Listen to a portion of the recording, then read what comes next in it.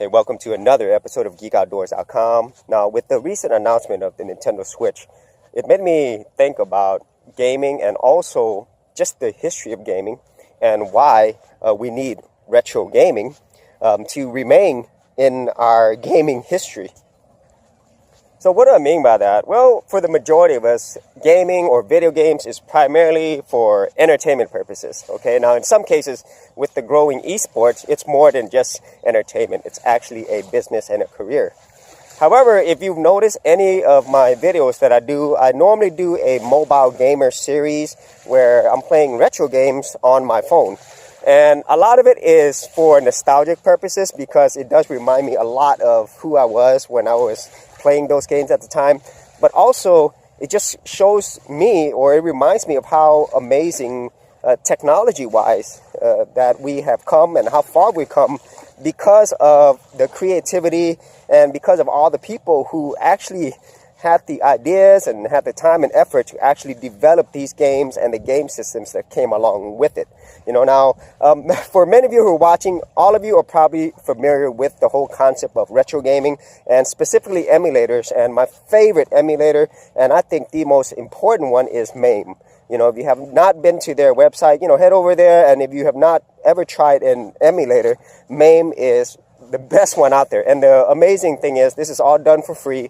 It is an open source community, which says a lot about the people who are really passionate about preserving gaming in a way that, really is valuable, in my opinion. And it's not just the people who develop MAME as well. Also, the same people who does the Wayback Machine, the Internet Archive, they also have a website where they've used MAME to archive all the games for people to look back and see the history of it. And if I think about my own history of gaming, if you haven't seen an episode I did a long time ago, I talked about my very first computer at my friend's house, and that was a Commodore 64. And also at the same time, gaming-wise, the very first game I played, this is when arcades were still really big. I'm pretty sure it was Pac-Man, and for a lot of people it was Pac-Man.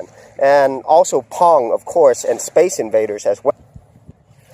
And then the very, very first gaming system I ever had was actually an Atari 2600. And then after that, I had an Atari 5800.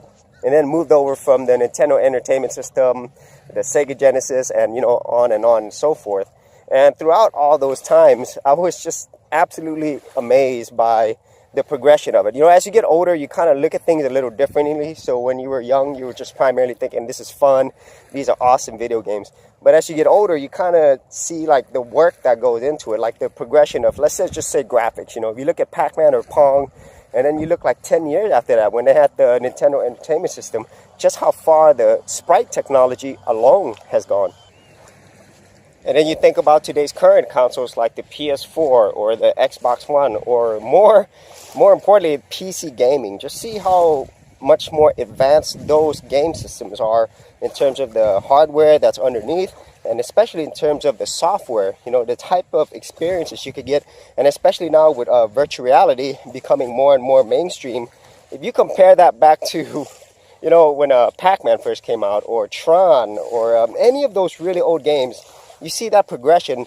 It just makes you like, I don't know, for me, it just makes me like feel like I can't believe these things were actually created. I can't believe how far that we've come. And so when I look at it from a technical perspective, technology perspective, I have a lot more appreciation for it, because for a game, it's more than just the aspect of just one thing. It's before there used to be only one creator. One person would come up with the idea, they could develop the whole game by themselves, and then maybe they could publish it as well. But even with just that, and now we have teams of hundreds of thousands of people producing one game, it is actually a really monstrous task. And then at the same time, you don't really know whether or not it's going to be successful in the end. So there's so many different aspects of gaming that I really respect.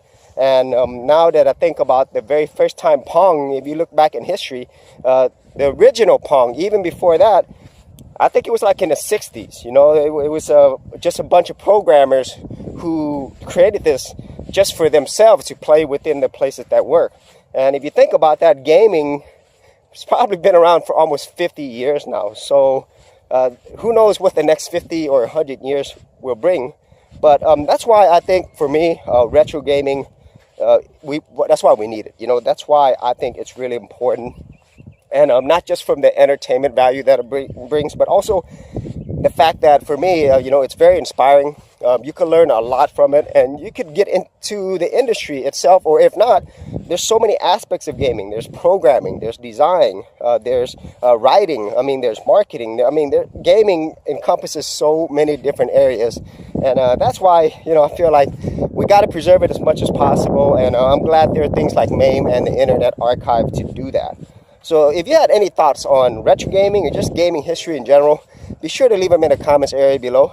And don't forget, I am on Snapchat at Geek Outdoors. Thanks for watching.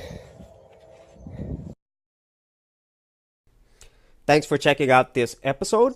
And as always, if you like these videos, be sure to click on the subscribe button. And for full written content, audio content, and additional geek stuff, head over to geekoutdoors.com, and I'll see you outdoors on the very next episode.